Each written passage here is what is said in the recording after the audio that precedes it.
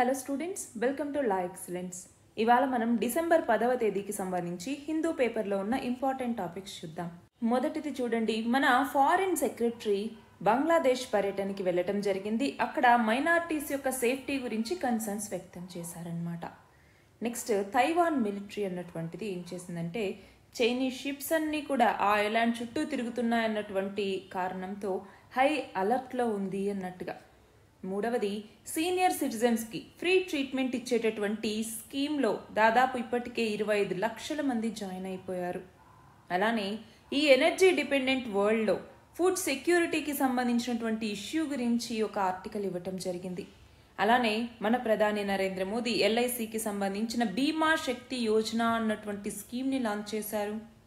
అలాగే UGC, university grants commission అంటాం, UGC final draft గైడ్ లైన్స్ని ఫైనలైజ్ చేయటం జరిగింది. దేనికి సంబంధించి? లైఫ్ లాంగ్ లెర్నింగ్ మరియు ఎడ్యుకేషన్కి సంబంధించి. చివరిగా తమిళనాడు అసెంబ్లీ ఆ రాష్ట్రంలో టంగ్స్టన్ మైనింగ్కి అగెనెస్ట్గా ఒక రిజల్యూషన్ని పాస్ చేయటం జరిగింది. సో వీటన్నింటి గురించి కూడా ఇవాళ మనం తెలుసుకుందాం. ఇవాళ మన ఫస్ట్ ఆర్టికల్ చూడండి. మన ఫారిన్ సెక్రటరీ అయినటువంటి విక్రమ్ మిస్రీ బంగ్లాదేశ్ పర్యటనకి వెళ్ళటం జరిగింది. దీన్ని మనం ఇంటర్నేషనల్ రిలేషన్స్ కింద చదువుకుంటాం. మరి ఢాకాని విజిట్ చేశారు. అక్కడ తన కౌంటర్ పార్ట్ అంటే బంగ్లాదేశీకి సంబంధించినటువంటి ఫారిన్ సెక్రటరీ అయినటువంటి మహమ్మద్ జషీం ఉద్దీన్ ఈయనతో మాట్లాడుతూ హిందువులు అలాగే ఇతర మైనారిటీస్కి సంబంధించి హిందువులు అలానే ఇతర మైనారిటీల మీద జరుగుతున్నటువంటి దాడుల మీద మేము ఆందోళనగా ఉన్నాము అన్నట్టుగా చెప్పడం జరిగింది. అక్కడ ప్రస్తుతం తాత్కాలికంగా ప్రభుత్వాన్ని నడిపిస్తున్నటువంటి మహమ్మద్ యూనిస్తో కూడా సమావేశం అయ్యారనమాట. సో ఇక్కడ ఫర్ ఎగ్జాంపుల్ మనం గమనిస్తే ఇండియా బంగ్లాదేశ్ రిలేషన్స్ అన్నటువంటివి ఎలా ఉన్నాయి, మైనారిటీ రైట్స్కి సంబంధించి కూడా మనకి తెలియాలి. అయితే బంగ్లాదేశ్ అన్నటువంటిది ముస్లిం డామినేటెడ్ కంట్రీ. అయితే అక్కడ ఎప్పటి నుంచో కూడా హిందువులు అలానే ఈ బుద్ధిస్ట్ ఎవరైతే ఉంటారో బుద్ధిస్టులు వీళ్ళ యొక్క పాపులేషన్ అక్కడ మైనారిటీ కమ్యూనిటీస్గా ఉంది. ఆ మైనారిటీస్ని మనం చూస్తే బంగ్లాదేశ్ హిందూ బౌద్ధో క్రిస్టియన్ ఒకియో పరిషత్ అన్నటువంటి దాని కింద ఉంటుందన్నమాట. అయితే చాలా సంవత్సరాల నుంచి కూడా ఈ రిలీజియస్ మైనారిటీ మీద అట్రాసిటీస్ అన్నటువంటివి జరుగుతూ ఉన్నాయి. డిస్క్రిమినేషన్ అన్నటువంటిది పెరుగుతూ వస్తుంది. కానీ ఎన్ని అపీల్స్ చేసుకున్నా వచ్చేటటువంటి గవర్నమెంట్స్ ఈ ఇష్యూస్ని అడ్రస్ చేయలేకపోతూ వస్తూ ఉన్నాయి. అయితే ఇప్పుడు ఏమైంది, బంగ్లాదేశ్లో షేక్ హసీనా యొక్క ప్రభుత్వం కుప్పకూలిపోవటం, ఆమె రాజీనామా చేసి భారత్కి వచ్చేయటం, దాంతో అక్కడ తాత్కాలికంగా మహమ్మద్ యూనస్ ఈయన యొక్క నేతృత్వంలో ప్రభుత్వం అన్నటువంటిది నడుస్తూ ఉండటం, ఇవన్నీ జరుగుతూ ఉన్నాయి. మరి ఆ కంటెక్స్లోనే మన భారతదేశం ఏమంటోంది, అక్కడ ఉన్నటువంటి మైనారిటీస్ మీద జరుగుతున్నటువంటి దాడుల్ని ఆపండి, మీరు చర్యలు తీసుకోండి అన్నట్టుగా అన్నాం. మన నెక్స్ట్ ఆర్టికల్ చూడండి, చైనా తైవాన్కి సంబంధించిన ఇష్యూ. దీనిని మనం ఇంటర్నేషనల్ రిలేషన్స్లో చదువుకుంటాం. అయితే మన ప్రపంచంలో ఎప్పుడు ఎక్కడ ఏ కాన్ఫ్లిక్ట్ అన్నటువంటిది మొదలైనా కూడా దానికి రిలేటెడ్గా చైనా కూడా తైవాన్ మీద దాడి చేయొచ్చేమో అనేసి మనం చదువుకుంటూ ఉంటాం. ఫర్ ఎగ్జాంపుల్ ఉక్రెయిన్ రష్యా యుద్ధం కావచ్చు, అలానే ఇజ్రాయెల్ మరియు హమాస్ మధ్య యుద్ధం కావచ్చు, ఇజ్రాయెల్ ఇరాన్ కావచ్చు. సో ఇవన్నీ పెరుగుతూ ఉన్నాయి ప్రపంచంలో కాన్ఫ్లిక్ట్స్ అన్ని. సో అలాంటి వార్స్లో భాగంగా చైనా కూడా ఏ సమయంలో అయినా తైవాన్ మీద దాడి చేయొచ్చు అన్నటువంటి అంచనాలు ఉన్నాయి. దానికి తోడు ఎవరైనా యుఎస్కి సంబంధించిన అఫీషియల్స్ తైవాన్ని విజిట్ చేసినా కూడా చైనా మాక్ డ్రిల్స్ అన్నటువంటివి తైవాన్ దగ్గరలో నిర్వహించటం, తైవాన్ని బెదిరించాలనేసి చూడటం, ఇవన్నీ జరుగుతూనే ఉన్నాయి. మరి ఈ కంటెక్స్లో అసలు చైనాకి తైవాన్కి మధ్య రిలేషన్స్ ఎలా ఉన్నాయి అన్నట్టుగా మనం తెలుసుకోవాలి. For example first of all historical context ఎలా ఉంది అన్నటువంటి చూస్తే చైనాలో కింగ్ డైనాసిటీ అన్నటువంటిది ఉండేదన్నమాట. చైనా కిందికే తైవాన్ అన్నటువంటిది కూడా వచ్చేది. అయితే అక్కడ ఫస్ట్ సినో జపనీస్ వార్ అన్నటువంటిది జరిగింది. ఎప్పుడు జరిగింది ఫస్ట్ సినో జపనీస్ వార్ అన్నటువంటిది? 1895లో జరిగింది. ఆ టైంలో కింగ్ డైనాసిటీ ఏం చేసింది, తైవాన్ని జపాన్కి ఇవ్వాల్సి వచ్చింది. అయితే ఆ తర్వాత వరల్డ్ వార్ 2 టైంలో మళ్ళీ చైనా జపాన్ నుంచి ఈ యొక్క తైవాన్ని వెనక్కి తీసేసుకుందనమాట. కానీ 1927 నుంచి 1950 మధ్య చైనాలో ఏమైంది, ఒక సివిల్ వార్ అన్నటువంటిది జరిగింది. అక్కడ ఉన్నటువంటి నేషనలిస్ట్ పార్టీకి అలానే కమ్యూనిస్ట్ పార్టీ ఆఫ్ చైనాకి. అందులో కమ్యూనిస్ట్ పార్టీ అన్నటువంటిది విజయం సాధించింది 1949లో. సో మిగతా నేషనలిస్ట్ పార్టీ ఎవరైతే ఉన్నారో వాళ్ళు తైవాన్కి వలస వెళ్ళిపోయి అక్కడ బ్రతుకుతూ ఉన్నారనమాట. అయితే దాని తర్వాత ఏం చేశారు, తైవాన్లో ఉన్నటువంటి నేషనలిస్ట్ పార్టీ ఏదైతే ఉందో అది మేము స్వతంత్రులము, మాకు చైనాతో సంబంధం లేదు అన్నట్టుగా స్వతంత్రం ప్రకటించుకుంది. కానీ అది చైనా ఒప్పుకోలేదనమాట. సో అప్పటి నుంచి కూడా తైవాన్కి మరియు చైనాకి మధ్య ఈ ఇష్యూస్ అన్నటువంటివి జరుగుతూనే ఉన్నాయి. అయితే ఇప్పటికీ కూడా ప్రపంచంలోని చాలా దేశాలు తైవాన్ని ఒక స్వతంత్ర దేశంగా గుర్తించట్లేదు కూడా. అయితే ఓవర్ ద ఇయర్స్ ఏమవుతూ వస్తోంది, తైవాన్కి అలానే ఈ మెయిన్ ల్యాండ్ చైనాకి మధ్య రిలేషన్స్లో చాలా ఫ్లక్చుయేషన్స్ వస్తూ ఉన్నాయి. టెన్షన్స్, హాస్టిలిటీ అన్నటువంటిది, కోఆపరేషన్కి సంబంధించి రెండు దేశాల్లో డిటరేషన్ అన్నటువంటిది అవ్వటం కావచ్చు. ఎస్పెషల్గా ఎకనామిక్ పరంగా రెండు దేశాల మధ్య రిలేషన్స్ అన్నటువంటివి పడిపోయాయి. మిలిటరీ థ్రెట్స్ అన్నటువంటివి పెరుగుతూ వచ్చాయి. అలానే తైవాన్ యొక్క సెక్యూరిటీకి, డెమోక్రసీకి అలానే చైనాకి మధ్య రిలేషన్స్ని చాలా బ్యాలెన్స్ చేసుకుంటూ వస్తూ ఉన్నా కూడా ఎప్పుడైనా కూడా తైవాన్ మీద చైనా దాడి చేసే అవకాశాలు ఉన్నాయి అన్నటువంటిది మనకి తెలియాలి.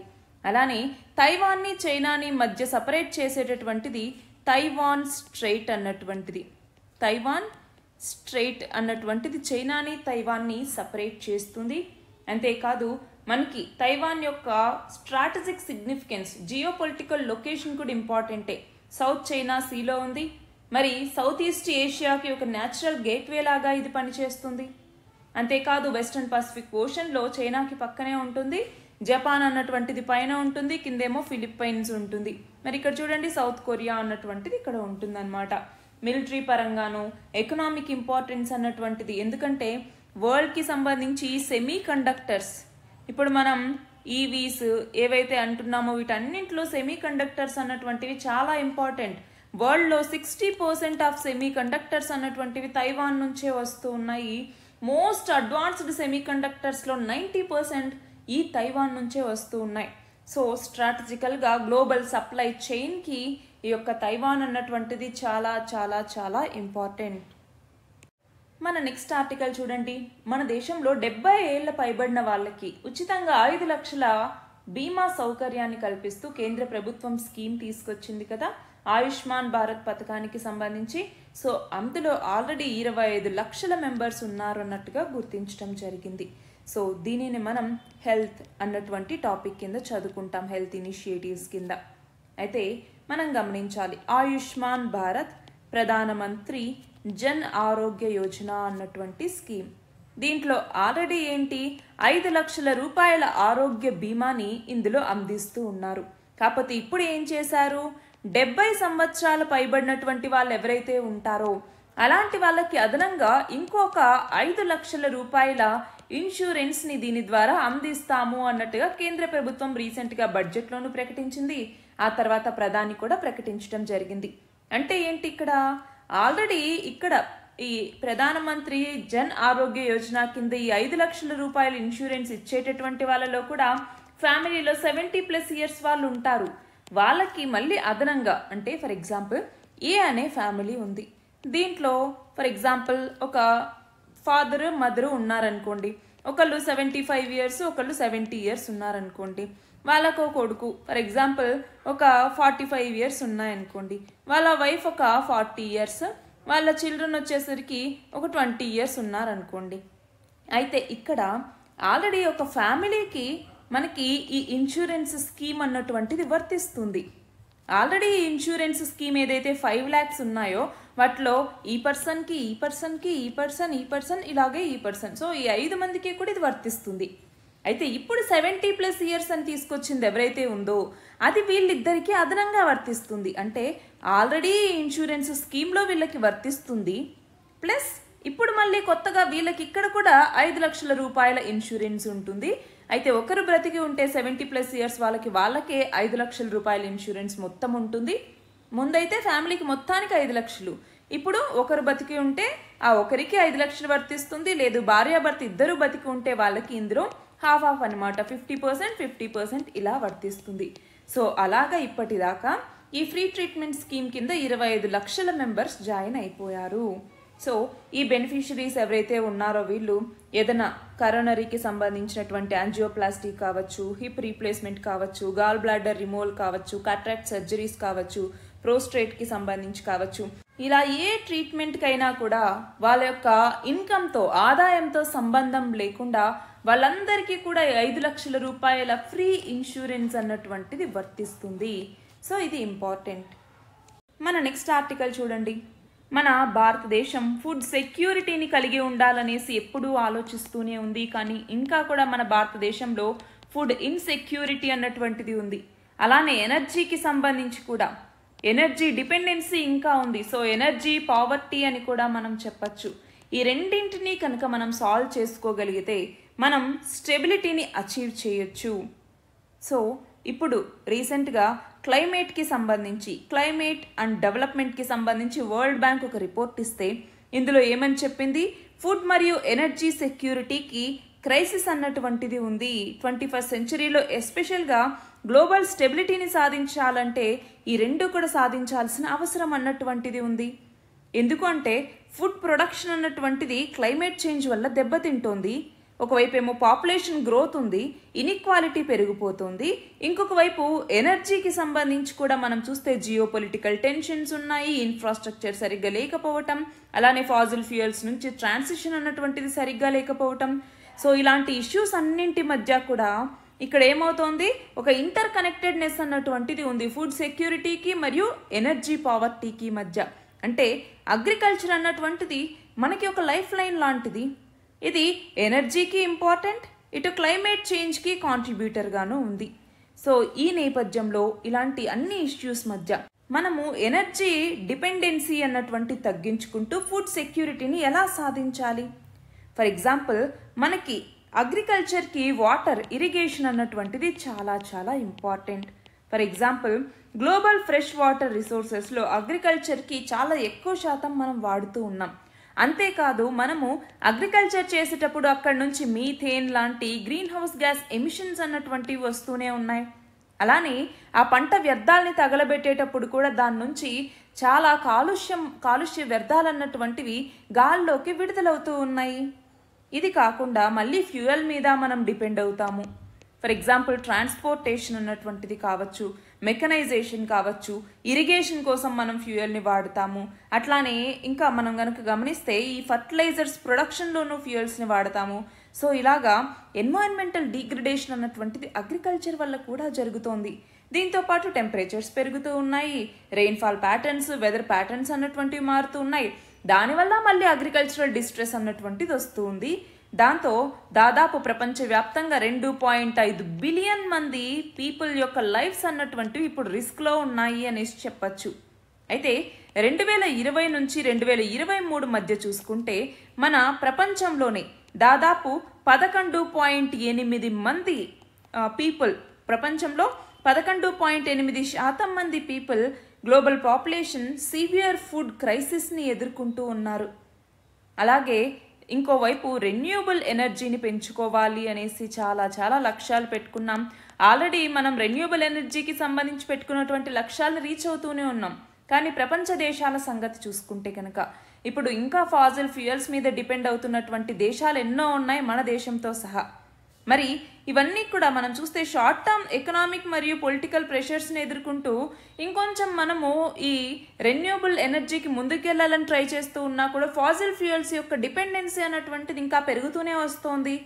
పర్టికులర్గా ఎక్కడైతే రెన్యూబుల్ ఎనర్జీకి లిమిటెడ్ యాక్సెస్ అన్నటువంటిది ఉంటుందో అక్కడ ఇంకా కూడా మనం ఫాజిల్ ఫ్యూయల్స్ మీద డిపెండెన్సీ ఉంది. కాబట్టి ఎనర్జీ పావర్టీ అన్నటువంటిది ఇంకా ఉంటూనే ఉంది. దానివల్ల గ్లోబల్ ఇన్ఈక్వాలిటీస్ వస్తూ ఉన్నాయి. ఫర్ ఎగ్జాంపుల్ లో ఇన్కమ్ కంట్రీస్ ఉన్నాయనుకోండి, ఇవి గ్లోబల్ ఎనర్జీ యొక్క డిమాండ్ ఎక్కువగా ఉంటుంది, కానీ రెన్యూబుల్ ఎనర్జీ కెపాసిటీ తక్కువగా ఉండుండొచ్చు. లేదా పవర్ గ్రిడ్స్ కావచ్చు, రూరల్ ఏరియాస్లో సరిగ్గా ఎనర్జీ ఇన్ఫ్రాస్ట్రక్చర్ లేకపోవటం కావచ్చు, లేదనుకుంటే ఉన్న దగ్గరే ఎక్స్ట్రీమ్ వెదర్ ఈవెంట్స్ వల్ల ఎనర్జీ ఇన్ఫ్రాస్ట్రక్చర్ దెబ్బతినటం కావచ్చు, ఫుడ్ ప్రైసెస్ ఎక్కువగా ఉండటం కావచ్చు. సో వీటన్నింటి వల్ల కూడా ఏమవుతుంది, మళ్ళీ ఇబ్బందులు అన్నటువంటివి వస్తూ ఉన్నాయి. ఇంకొక వైపు ఏంటి, మనము ఎనర్జీకి సంబంధించి ఇప్పుడు బయోమాస్ ఎనర్జీ అనేసి పిలుస్తూ ఉన్నాము. అలానే ఫుడ్ నుంచి ఫ్యూయల్ని తయారు చేయటం కావచ్చు, ఫర్ ఎగ్జాంపుల్ షుగర్ కేన్ కావచ్చు, గోధుమలు కావచ్చు, లేదంటే రైస్ కావచ్చు, వీటి నుంచి ఫ్యూయల్ని తయారు చేయటం వల్ల మళ్ళీ మనకి ఫుడ్ వర్సెస్ ఫ్యూయల్ అన్నటువంటి ఒక డిబేట్ వస్తూ ఉంది. సో ఒకటి గమనించాలి, ఒకవైపు అగ్రికల్చర్కి బాగా డిమాండ్ పెరుగుతూ ఉంది, దానివల్ల క్లైమేట్ చేంజ్ కాంట్రిబ్యూషన్స్ అనేవి ఉన్నాయి. ఇంకొక వైపు ఫుడ్ నుంచి ఫ్యూయల్ని తయారు చేయటం అన్నటువంటిది ఒక ఇష్యూగానే ఉంది. సో ఆల్టర్నేట్ సోర్సెస్ని మనం ఫ్యూయల్కి తీసుకోవాల్సి ఉంటుంది. రెండవది వచ్చేసరికి ఈ అగ్రికల్చర్ నుంచి వెలువడేటటువంటి మీథేన్ కావచ్చు, ఇలాంటి ఎమిషన్స్ని మనము ఎక్కువ తగ్గించడానికి వీలు పడదు, ఎందుకంటే మనకి ఫుడ్ సెక్యూరిటీ అన్నటువంటిది అవసరం కాబట్టి. కానీ ఆ ప్రాసెస్లో ఏవైతే మనం వాడుతూ ఉంటామో, ఫర్ ఎగ్జాంపుల్ ఈ యొక్క పెస్టిసైడ్స్, వీటికి మనం వాడేటటువంటి ఫ్యూయల్ కావచ్చు, అలానే ట్రాన్స్పోర్టేషన్కి వాడేటటువంటి ఫ్యూయల్ కావచ్చు, ఇన్ఫ్రాస్ట్రక్చర్కి వాడేటటువంటి ఫ్యూయల్ కావచ్చు.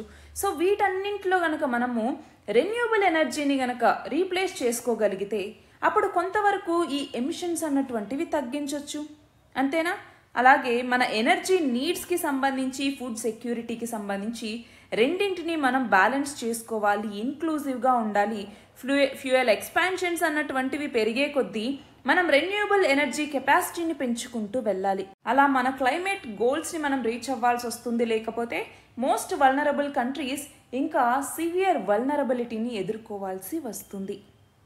మన నెక్స్ట్ ఆర్టికల్ చూడండి. మన ప్రధాని నరేంద్ర మోదీ ఎల్ఐసికి సంబంధించి, అంటే లైఫ్ ఇన్సూరెన్స్ కార్పొరేషన్ ఆఫ్ ఇండియాకి సంబంధించిన బీమా సఖీ యోజన అన్నటువంటి ఈ స్కీమ్ని లాంచ్ చేయటం జరిగింది. మరి ఇందులో ఏంటి అంటే ఉమెన్ ఇన్సూరెన్స్కి సంబంధించినటువంటిది. ఇది దాదాపు 2 లక్షల ఉమెన్ ఇన్సూరెన్స్ ఏజెంట్స్ని రాబోయేటటువంటి 3 సంవత్సరాల్లో 2 లక్షల ఉమెన్ ఏజెంట్స్ని దీని ద్వారా రిక్రూట్ చేసుకోవటం జరుగుతుందన్నమాట. అయితే ఇందులోకి వచ్చేసరికి ఏంటంటే ఎవరైతే 10th క్లాస్ పాస్ అయి ఉంటారో వాళ్ళు 18 నుంచి 70 సంవత్సరాల ఏజ్ ఉన్నటువంటి మహిళల్ని ఎంపవర్ చేయాలన్నటువంటిది లక్ష్యంగా స్పెషలైజ్డ్ ట్రైనింగ్ని, అలానే స్టైఫండ్ని కూడా ఫస్ట్ 3 ఇయర్స్లో అందిస్తారు. దీని ద్వారా ఏమవుతుంది అంటే ఒకటి వచ్చేసరికి ఫినాన్షియల్ లిటరసీ అన్నటువంటిది వస్తుంది. ఫినాన్షియల్ లిటరసీ అన్నటువంటిది ప్రమోట్ చేయడానికి ఇది వీలవుతుంది. అట్లానే ఇన్సూరెన్స్ అవేర్నెస్ని కూడా ఎక్కువ మందిలోకి తీసుకెళ్లటానికి కూడా ఇది ఎంతగానో యూజ్ అవ్వటం జరుగుతుంది. మరి ఈ స్కీమ్ కింద ఉమెన్ ఏజెంట్స్ ఫస్ట్ ఇయర్ అయితే 7,000, సెకండ్ ఇయర్ 6,000, అలాగే థర్డ్ ఇయర్ 5,000 పర్ మంత్ స్టైఫండ్ని అందుకోవటం జరుగుతుంది. వీళ్ళనే బీమా సఖీస్ అనేసి పిలుస్తూ ఉంటారు. అందుకే ఇది బీమా సఖీ యోజన అన్నటువంటి స్కీమ్. సో రూరల్ ఉమెన్ ఇలా ఒక ఛాన్స్ని తీసుకోవచ్చు అనమాట బీమా సఖీస్ అయ్యేందుకు.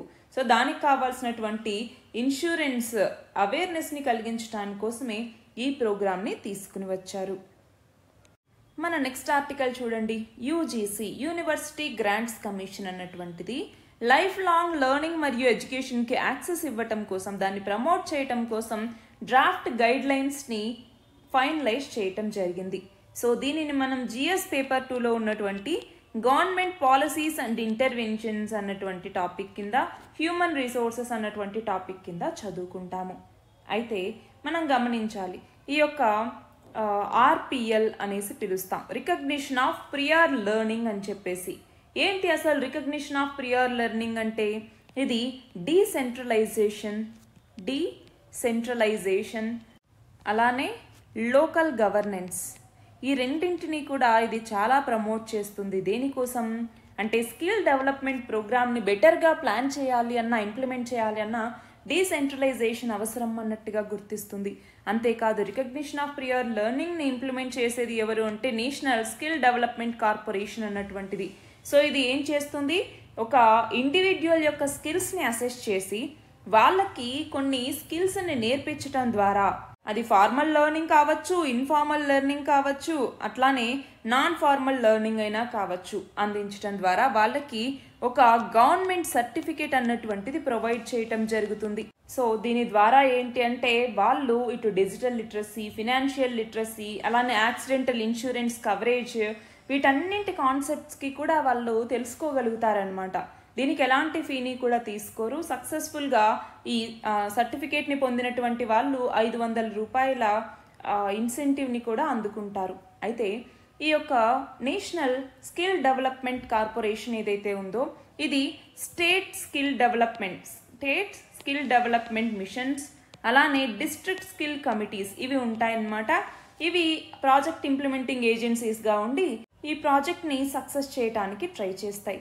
అయితే దీని యొక్క సిగ్నిఫికెన్స్ ఏంటి అన్నటువంటిది మనం చూస్తే ఇప్పుడు for example district skill development plans అనేసి ఏర్పాటు చేయటం, సో స్కిల్ ఇండియా మిషన్ ఏదైతే మనకు ఉందో అందులో ఉన్నటువంటి ఆ గ్యాప్స్ని ఫిల్ చేయటం అన్నటువంటిది చాలా ఇంపార్టెంట్. అంతేకాదు ఇక్కడ ఆల్రెడీ ఉన్నటువంటి వర్క్స్ ఫోర్స్కి కూడా మనకు కావాల్సినటువంటి స్టాండర్డ్స్కి తగినట్టుగా వాళ్ళలో స్కిల్ డెవలప్మెంట్ అన్నటువంటిది చేయటం, దాని ద్వారా వాళ్ళలో కాన్ఫిడెన్స్ వస్తుంది, వాళ్ళకంటూ రెస్పెక్ట్ ఉంటుంది, వాళ్ళకి రికగ్నిషన్ అన్నటువంటిది ఉంటుందన్నమాట. అలానే వాళ్ళ యొక్క ఎఫర్ట్స్ని వాళ్ళకి సస్టైనబుల్ లైవ్లీహుడ్ వచ్చేదాకా ఆపర్చునిటీస్ని అందించడం, ఇన్ఈక్వాలిటీస్ని రెడ్యూస్ చేయటం. ఎలా ఇన్ఈక్వాలిటీస్ని రెడ్యూస్ చేస్తారు? ఇక్కడ నాలెడ్జ్ని అందించటం అనమాట. దాని ద్వారా ఇన్ఈక్వాలిటీస్ని రెడ్యూస్ చేయటం, వర్క్ ఆపర్చునిటీస్ని కలిగించటం. అంటే ఏంటి? గ్రామ పంచాయతీ యొక్క డెవలప్మెంట్ వర్క్ ద్వారా వాళ్ళకి వర్క్ ఆపర్చునిటీస్ కలిగిస్తారు. స్కిల్ డెవలప్మెంట్, ప్లానింగ్, గ్రామ పంచాయత్ లెవెల్లో డీసెంట్రలైజేషన్కి ఇవన్నీ కూడా కాంట్రిబ్యూట్ చేస్తాయి. అవునా?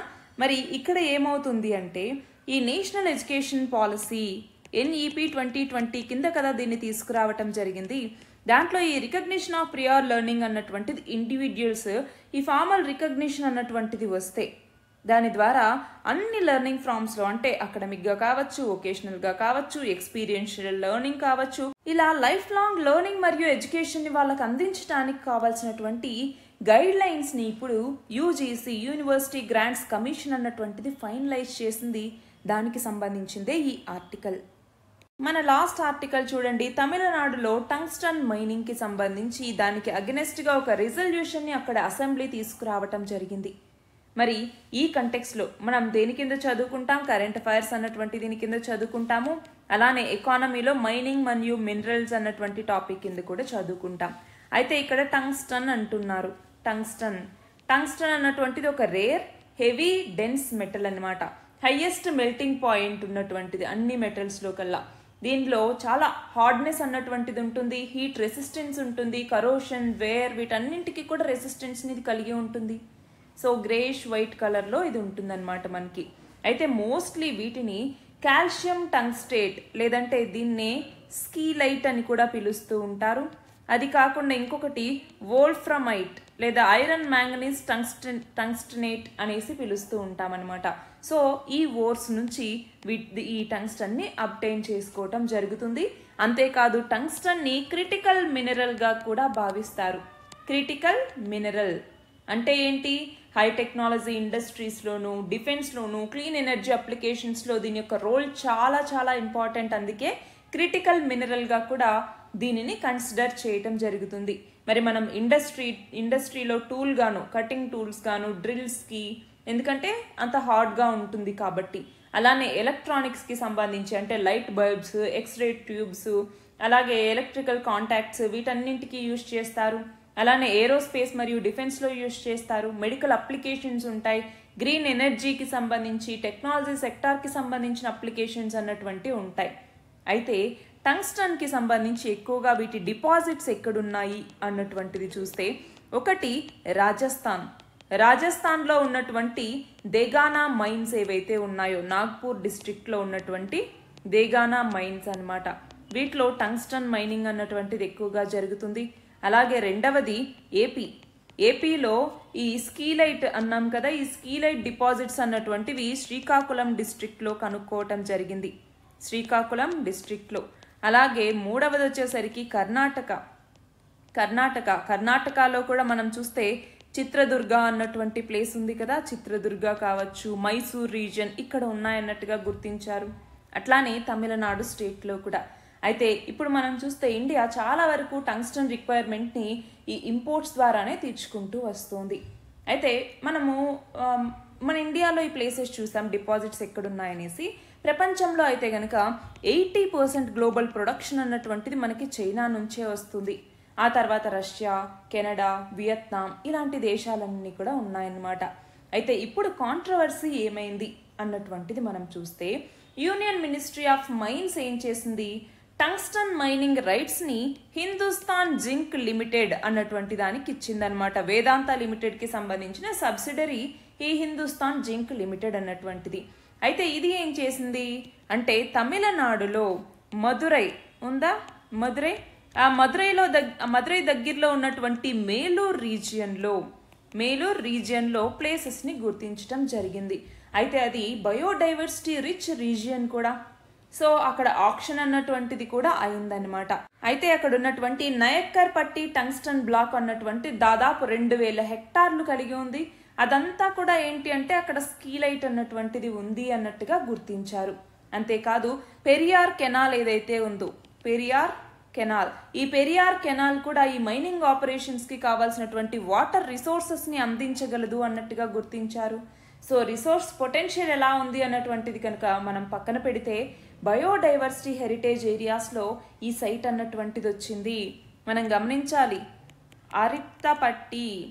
అరిట్టపట్టి అలాగే మీనాక్షిపురం విలేజెస్ ఇవి ఏవైతే ఉన్నాయో ఈ ఏరియాస్ లో ఎకలాజికల్ గా కల్చరల్ గా చాలా ఇంపార్టెంట్ బయోడైవర్సిటీ సైట్ ఇది.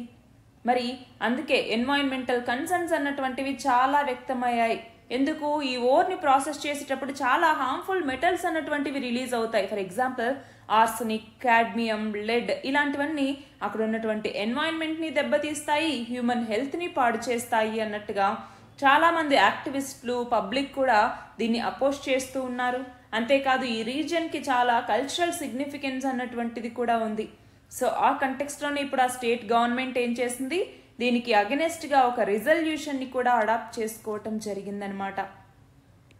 ఇవి ఇవాల్టి మన important articles. All the very best and thank you very much.